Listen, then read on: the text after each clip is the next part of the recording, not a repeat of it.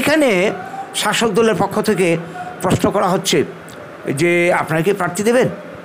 আমাদের লোকেরা বলছে হ্যাঁ, কেন দেব না, প্রার্থী দেবেন, কেন দিতে যাচ্ছেন বা কোন কোন সিটে দেবেন বলুন তো দিকে আমাদেরকে। তার মানে কি পরোক্ষভাবে থ্রেট দেওয়া, আমরা দেখে নেব কোন কোন সিটে আপনারা দেন, কিভাবে দেন।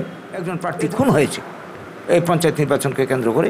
এর মধ্যেই নির্বাচনী প্রক্রিয়া মাত্র নমিনেশন ফাইল শুরু হয়েছে, প্রচার তো প্রপাগান্ডা আরও পরে হবে। এর মাঝখানে এই হেন পরিস্থিতি দেখা যাচ্ছে বিজেপি ক্ষমতা আসার পর থেকে এরপরে যত নির্বাচন পঞ্চায়েত পৌর নিগম থেকে শুরু করে কোনো নির্বাচনে মানে রিগিং ছাড়া হয়নি।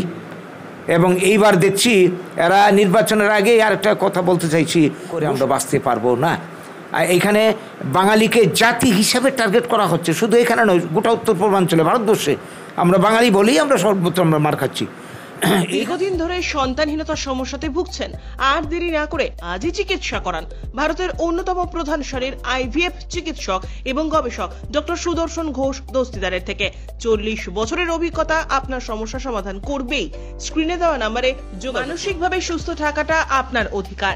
বেশি রাগ, দুঃখ, হতাশা, ভয়, অবসাদে মানসিক অসুস্থতার মধ্যে আনন্দ ফিরে পেতে আজই চিকিৎসা করুন। অনলাইনে কাউন্সেলিং এর সুযোগ রয়েছে। Get your mind's best friend doctor B G. Dastidar. স্ক্রিনে দেওয়া নাম্বারে যোগাযোগ করুন। নমস্কার, আমি দুর্জয় আপনাদের সঙ্গে রয়েছি এবং আজ আমাদের এই সাক্ষাৎকারে অতিথি হিসাবে রয়েছেন গৌরাঙ্গ রুদ্রপাল, আমরা বাঙালি পার্টির ত্রিপুরার রাজ্যের সচিব। দাদা, প্রথমে আপনাকে আইএন নিউজে স্বাগত জানাই এবং আমাদের সময় দেওয়ার জন্য ধন্যবাদ জানাই। নমস্কার। যাই হোক, আমরা যে বিষয় নিয়ে আপনার সঙ্গে কথা বলার জন্য এসেছি এখানে, সেটা হচ্ছে সামনেই পঞ্চায়েত নির্বাচন রয়েছে ত্রিপুরায়। তো স্বাভাবিকভাবে একটা নির্বাচনের আমেজ গোটা রাজ্য জুড়ে ছড়িয়ে পড়ছে। তার সঙ্গে সঙ্গে বিভিন্ন সময় আমরা দেখতে পাচ্ছি যে বিভিন্ন বিরোধী রাজনৈতিক দলগুলি যারা রয়েছে, সেখানে বাম কংগ্রেস জোট হোক, তৃণমূল কংগ্রেস হোক বা আমরা বাঙালি পার্টির মতো যারা রাজনৈতিক দলগুলি রয়েছে, তারা বারবার অভিযোগ করছে যে এখানে সন্ত্রাস হচ্ছে, ত্রিপুরায় সন্ত্রাস হচ্ছে, বিজেপি সেই সন্ত্রাস করাচ্ছে, যার ফলে তারা সুষ্ঠুভাবে নির্বাচনটা যে হবে সেই আশা অনেকাংশে হারিয়ে ফেলছেন। তো এই গোটা বিষয়টায় আপনার প্রতিক্রিয়া কী?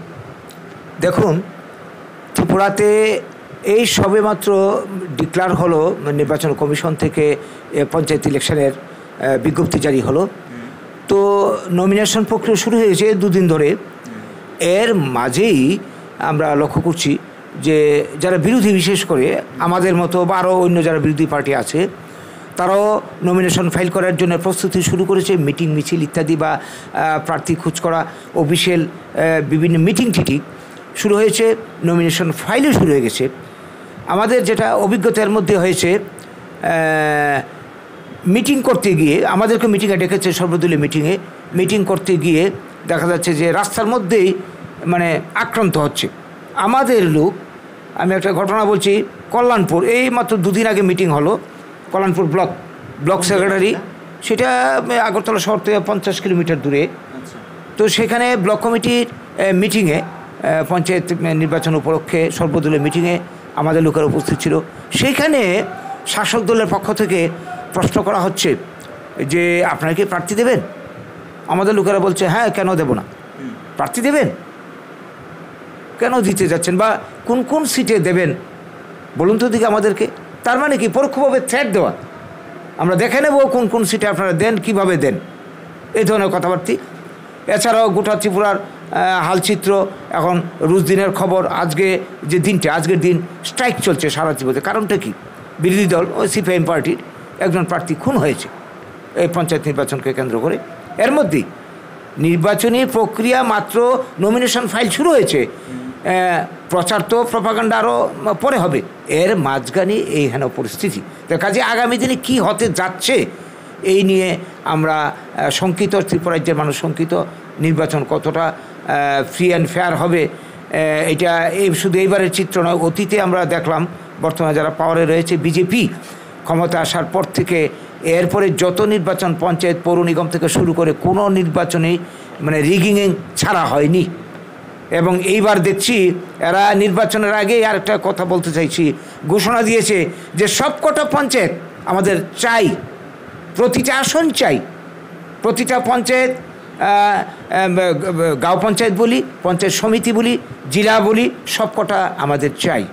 মানে আগের থেকে এরা ঘোষণা দিয়েছে, এই কথা বলে কি করে? তাহলে তো নির্বাচনের প্রয়োজনই নেই।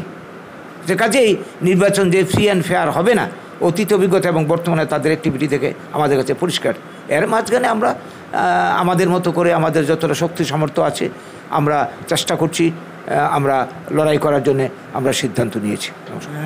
আমরা বাঙালি অনেক পুরনো একটি রাজনৈতিক দল। এখানে আপনাদের নির্বাচিত জনপ্রতিনিধি ছিল এর আগে আমরা দেখেছি, কিন্তু বর্তমানে কি আমরা বাঙালি রাজনৈতিক দল হিসেবে তাদের সাংগঠনিক দুর্বলতা প্রকার হচ্ছে, বা তাদের সাংগঠনিক শক্তি সেই অর্থে নেই যে তারা সমস্ত কেন্দ্রে সমস্ত আসনে লড়াই করতে পারবে, বা যদি ওপাশ থেকে অর্থাৎ শাসক দলের তরফ থেকে যদি কোনো আক্রমণ আসে সেটা প্রতিরোধ করতে পারবে? দেখুন, রাজনৈতিক দল মানে সবসময় এক জায়গায় দাঁড়িয়ে থাকে না। আজকে যারা পাওয়ারে ত্রিপুরাতে আছে বিজেপি পাওয়ারে আসার আগে এই রাজ্যে একজনও ওদের কোনো জনপ্রতিনিধি ছিল না। একটা সেন্টিমেন্ট বা একটা সুযোগকে কাজে লাগিয়ে হঠাৎ করে চলে আসলো। যাই হোক, বা যারা আজকে বিরোধী দলের ভূমিকা রয়েছে, দীর্ঘ 35 বছর ত্রিপুরাতে একটানা শাসন করেছে, এরা এইভাবে ক্ষমতা থেকে চলে যাবে এরা আন্দাজও করতে পারেনি। তার পরবর্তী নির্বাচনগুলিতে এরা কিন্তু মানে অনেক জায়গাতে দেখা গেছে যে ক্যান্ডিডেট দিতে পারেনি বা প্রস্তাবক পায়নি, প্রতিরোধ করতে পারেনি, মানে শাসক দলের সন্ত্রাসী আক্রমণ মোকাবেলা করতে পারেনি। এই জায়গায় দাঁড়িয়ে যেখানে বড় বড় পার্টির এই হাল, আমরা বাঙালি 78 সাল থেকে ত্রিপুরার যে মুভমেন্ট চলছে, 83 সালে আমাদের একজন প্রতিনিধি ছিল এবং আরও 15-16টা আসনে আমরা দ্বিতীয় স্থান পাশের জায়গায় ছিলাম এবং অনেকগুলি পঞ্চায়েত অতীতে আমরা দখল করেছি। তারপর থেকে আমাদের নিরবিচ্ছিন্ন আন্দোলন চলছে, কিন্তু ত্রিপুরা যে আন্দোলন বন্ধ নেই। এবং সময়ে এমনও পরিস্থিতি একসময় হয়েছিল ত্রিপুরা রাজ্যে সেকেন্ড পার্টি হয়ে গেছিল আমরা বাঙালি। আজকে সময়ের প্রয়োজনে পরিস্থিতির কারণে আবারও মানুষ বুঝতে শুরু করেছে যে এই রাজ্যে বাঙালির উপর বিভিন্ন যে কী বলবো রাজনৈতিক ষড়যন্ত্র চলছে বিভিন্ন আইনের মাধ্যমে। এর হাত থেকে বাঁচতে গেলে এই সমস্ত সকল পার্টি যেগুলি ন্যাশনাল বা রাজ্য লেভেলের পার্টি আছে, এগুলি করে আমরা বাঁচতে পারবো না। এখানে বাঙালিকে জাতি হিসাবে টার্গেট করা হচ্ছে, শুধু এখানে নয়, গোটা উত্তর পূর্বাঞ্চলে ভারতবর্ষে আমরা বাঙালি বলেই আমরা সর্বত্র আমরা মার খাচ্ছি। এইখানে পরিস্থিতিতে দাঁড়িয়ে আগে আমাদের আন্দোলনের শুরুতে ইন্টেলেকচুয়াল ক্লাস, সমাজের এলিট শ্রেণী যারা আমরা বলে আন্দোলনকে নিছক একটা সেন্টিমেন্টাল মুভমেন্ট বলে মনে করতো বা অ্যান্টি টেবল মুভমেন্ট, তারা আজকে পরিস্থিতির কারণে বুঝতে শুরু করেছে না, আমাদের অস্তিত্ব বিপন্ন হওয়ার পথে। আমরা স্বাধীনতার বলি, দেশভাগের বলি, পরিস্থিতির বলি, আমাদেরকে বাঁচতে হলে এই দেশে অধিকার নিয়ে আমাদের ইউনাইটেড হতে হবে এবং আমাদের অধিকার নিয়ে আমাদেরই নিজস্ব প্রতিনিধি, নিজস্ব দলকে সামনে আনতে হবে। এই জন্যে আমরা এখন অনেকের কাছ থেকে মানে সমর্থন পাচ্ছি, গ্রহণযোগ্যতা আমাদের অনেক বেড়ে গেছে। আগামী দিনে অনেকে বলাবলি করতে শুরু করছে, আপনাদের আন্দোলনটাকে জোরালো করুন, আমরা আপনাদেরকে সহযোগিতা আগামী দিনে করব এবং আমাদেরকে আমরা বাঙালি করতে হবে।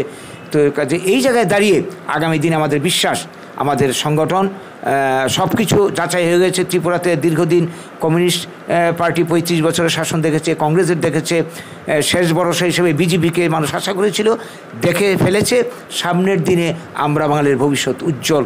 আমরা আশা করছি খুব নিকট ভবিষ্যতে পরিস্থিতি বাধ্য করছে বাঙালিকে বাঁচার জন্য, এই রাজ্যে এই দেশে ইউনাইটেড হওয়ার জন্য।